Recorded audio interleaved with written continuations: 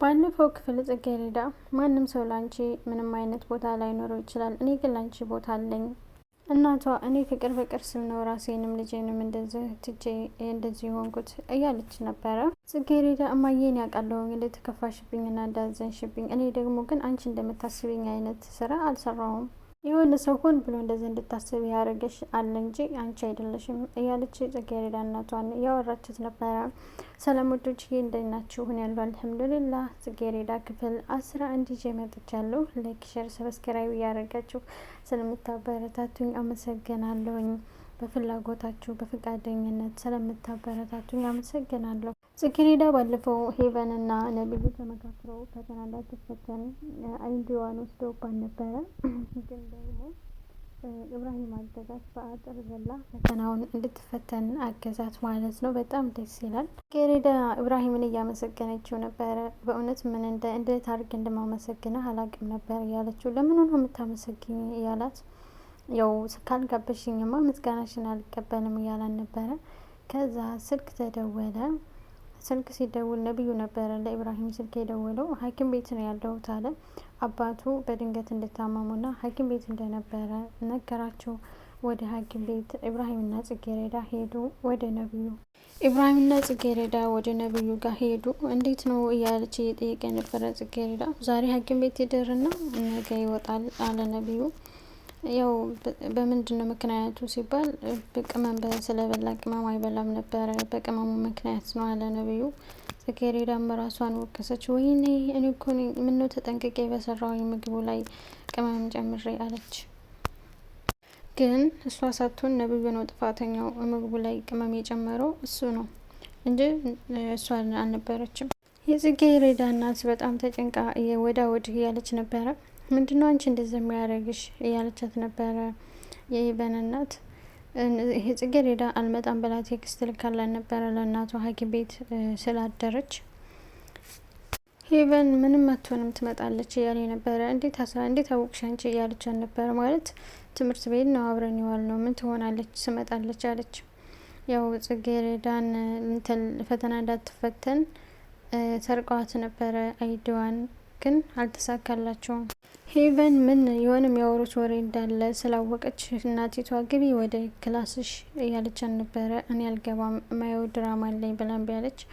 እንግዲህ እናትና የጽጌረዳ እናትና የሄቨን እናት ገቡ ወደ ክላስ ሊያወሩ። አየሽ አይደለ እኔ ታግባ ብለሽ እምቢ አልሽ፣ የምታደርገውን አየሽ እያለቻት ነበረ ለጽጌ እናት። ሄቨን ተጠግታ እያዳመጠቻቸው ነበረ ስለምን እንደሚያወሩ። ጽጌረዳ ልታገባ እንደሆነ አወቀች ሄቨን ማለት ነው። እያዳመጠች ደስ ነው ያላት።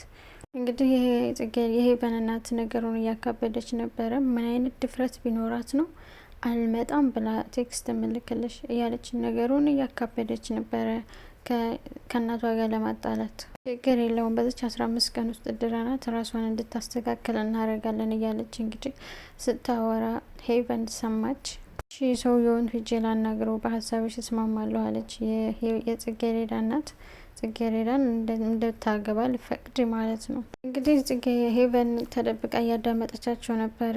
የጽጌ እናት በሩን ከፍታ ስትወጣ ደንግጣ ወደቀች። ምንም አልሆነችም፣ ግን ነገር እያዳመጠች ነበረ።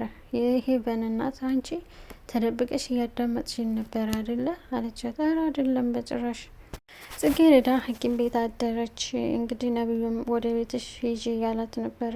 አይ አልሄድም እያለች ነው። ጽጌረዳና ነብዩ አሁን ላይ እየተስማሙ ነው። ደስ የሚለው ነገር ነብዩ ጽጌረዳን ፍቅር ሳይጀምሩ አይቀርም። ሰው ያስፈለገህ እንደሆነ ብቻህን እንዳትሆን ብዬ ነው እያለች እንግዲህ ጽጌረዳ በጥሩ እያናገረችው ነበር ነብዩን። አመሰግናለሁ አለ ነብዩ። ለምንድን ነው የምታመሰግነኝ ስትለው፣ የኔ አባት መታመም አንቺን ማስጨንቆሽ አብረሽ ሐኪም ቤት ስላደርሽ በጣም አመሰግናለሁ አላት። በጸባይ ማለት ነው። ጸባይተኛ ሆኗል። ልብ እየገዛ ነው አሁን ነብዩ። እኔ እኮ የሩቅ ሰው አይደለሁም ቤተሰብ ነኝ። ደግሞ ጋሼ በጣም ምርጥ ሰው ናቸው፣ ለዛ ነው እያለች እንግዲህ እሷ በጥሩ ልብ እያናገረችው ነው። ደግሞ አንተ እንደዚህ ስትለኝ ያራከኝ አይነት ስሜት ነው የሚሰማኝ፣ እንደዛ አትበለኝ እያለች ነበረ።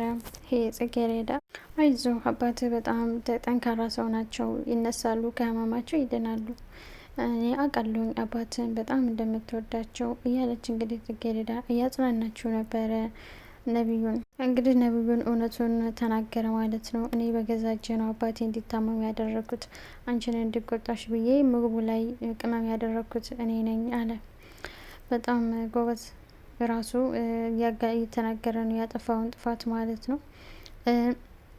እዛ ላይም ሳይሆን ምግብ እንግዳ ተጠርቶ ምግብ ሰራችው ላይ ጨው የጨመረው እሱ ራሱ ነው ነብዩ። ይህ አባትን በጣም ነው የምታከብራቸው እንጂ ባይሆን እኔ በቶሎ ነበረ በዛን ሰዓት ነበር የምባረረው ብላ ሳትቆጣ ምንም ሳትል ነው የተናገ የመለሰችላት። ሌላ ሰው ቢሆን እንዴት ምናምን ብሎ ይቆጣ ነበር። እሷ ግን ምንም እንዳልተፈጠረ ነው ያናገረችው። አንቺ ግን ባረኩን ነገር አልተቀየምሽኝም ሲላት ምንም አልተቀየምኩም በዛ አይነት ነገር ደግሞም እርሳው አለችና መለሰችለት። ተገረመ ነብዩ። ናድጅ አውቃለሁ ግን ደግሞ እርሳው ሁሉንም ነገር አለች።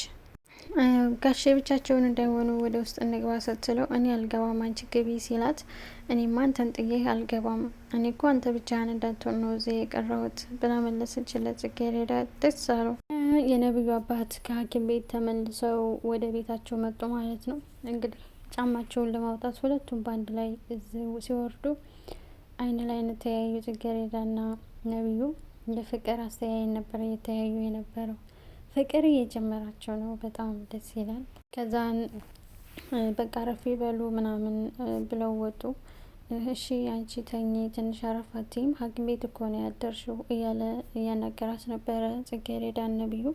አይ እኔ አልተኛም፣ አሁን ምግብ ትንሽ ስለታመሙ ምግብ ልስራላቸውና መልሼ ደግሞ ወደ ትምህርት ቤት እሄዳለሁ እያለች ነበረ። እሺ ሐኪም ቤት አድረሽ አይደክምሽም? በቃ ትንሽ አረፍ በይ፣ ልብስሽንም ቀይሪ፣ ሸዋሩ ሰጂ እያለ የሀዘንታ ንግግር እየተናገረ ነበር ነብዩ። እንደዚህ ማደክሞች ምግብ አትሰሪም?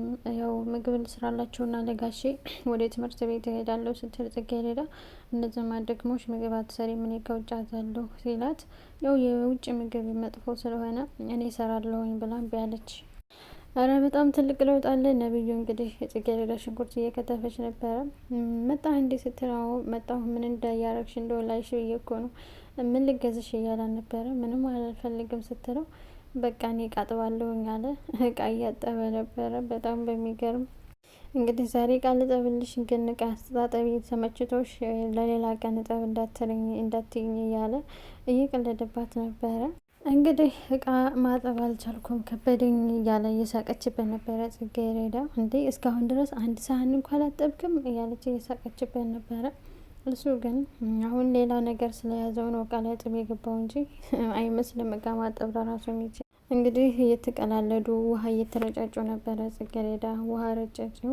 እየሮጡ በሳሎን ሁላ አልቀረም እየተጫወቱ ነበረ ነብዩና ጽጌረዳ። እንግዲህ ጽጌረዳ ወደ ትምህርት ቤት ልሄድ ነው፣ የስራውትንም ምግብ ስጣቸው፣ የስራውትንም ሾርባ ደግሞ እንዲጠጡ አጥሚት እንዲጠጡ አድርጋቸው ብላ መክራ ወደ ትምህርት ቤት ለመሄድ ወሰነች። ነብዩ ጽጌረዳ አንቺ መልካም ሰው ነሽ እያለን ነበረ። መልካምነቷን ሳያቅ ነው በፊት እንደዛ ሲያሰቃያት የነበረው። ጽጌረዳ እንግዲህ ወደ ቤት ሄደች። እማዬ ስትላት እናቷ ተቆጥታ አገኘቻት። አጀሪት ደግሞ ብለሽ አድረሽ መምጣት ጀመርሽ ብላ ተቆጣቻት። ምነው ሰባልግሽ ያደረው ጎረምሳ አላኖራለሽ እንዴ አሁን የመጣሽው ብላ እናቷ በጣም በመጥፎን አነጋገር አናገረቻት። ሆስፒታል ነው ያደርኩት በጣም ደክሞኛል እያለች ነበረ ጽጌረዳ። እናቷ ሆስፒታል ስትላት ደነገጠች። እና ደግሞ ፈተና ላይ ነበርኩኝ በጣም ደክሞኛል፣ እርቦኛል፣ እረፍት እፈልጋለሁ እያለች ነበረ ጽጌረዳ። አንቺ የምታስቢው ጭንቅላትሽ ውስጥ ያለው ከማም ጋር ስንዘላዘል ና ስባልግ አይደለም ያደርኩት ብላ ጽጌረዳ በጣም በቁጣ ተናገረች እናቷ። ይህንም አልቀስሽን ተይና በደንብ አስረጅኝ የት እንዳደርሽ እያለች ነበረ እናቷ። አንቺ ግን ይህን እስኪ አይኔ ምን ሳርግ ያደርኩ ይመስልሻል እያለች ጽጌረዳ በማያሳዝን ሁኔታ እያናገረች ነበረ። ስንት ሰው ነው ሰረቀች እያለ ስለ እኔ ሲያወራ የነበረው? ስንት ሰው ነው የኔን ስም ሲያጠፋ የነበረው? ሄበል ለራሱ ስንት ነገር ነው ያደረገችኝ እያለች እያለቀሰ የነበረ ጽጌረዳ። እውነቷን ነው እናቴ እያለቀሰ ሰው ሲሸውድ ስላላየሁኝ እኔም ሳልቅሽ ስናገር የእውነቴን ነው እያለች ነበረ ጽጌረዳ። እያለቀሰች ነበር ለእናቷ እየነገረቻት የነበረው፣ ግን እናቷ እያመነቻት አልነበረም። አሁን አታልቅሽብኝ፣ አሁን ያንቺ ማልቀስ ውጭ ያደረሽ መምጣትሽን ምንም አይቀይረውም እያለች እናቷ፣ ቆይ ምን ተፈጠረና ነው ከኔ ይልቅ ሰዎችን ማመን የጀመርሽው? ምንድነው ውጭ ያሳደረሽ ንገሪኝ እያለች ነበረ። የጓደኛ አባት ታሞ ስለነበረ ሆስፒታል ነው ያደርኩት ስትል፣ እንዴ ጭራሽ ከወንድ ጋር ነው ያደርሽው ብላ ነገሩን ቀየረችው። ወንድ ሆነ ሴት ጓደኛ እኮ ነው ማየ፣ ምን ችግር አለው እያለች ነበረ። እናቲቱ ግን ሌላ ነገር ነው የምታስበው። ይህን ሁሉ የምታደርጋት የሄቨን እናት ናት፣ ይህን ሁሉ እንድታስብ ያደረገቻት። እሺ ካሁን በኋላ ግን የሌለሁበትን ያልሰራሁትን ስራ ሰርተሻል የምትይኝ ከሆነ እውነት አድርገው ደግሞ ስታይ የዛኔ እናያለን። እኔ ግን በሌለሁበት ነው እየተናገርሽኝ ያለሁት፣ ግን ማድረግ የማልፈልገውን ነገር እንዳደረገ አትገፋፊኝ እያለች ነበረ እናቷን ጽጌረዳ። አዎ ለምን አንድ ሰው ያላረገውን ነገር አድርገሃል ሲባል የሚደጋገም ከሆነ ወደ ትክክለኛ ያ ሰው የማያረገውን ማድረግ የማይፈልገውን ነገር ነው የሚያደርገው። ማንም ሰው ስለ እኔ ምንም ቢያወራ ምንም አይመስለኝም፣ ግን አንቺ እኔን የምትናገረኝ ነገር በጣም ነው የሚያመኝ።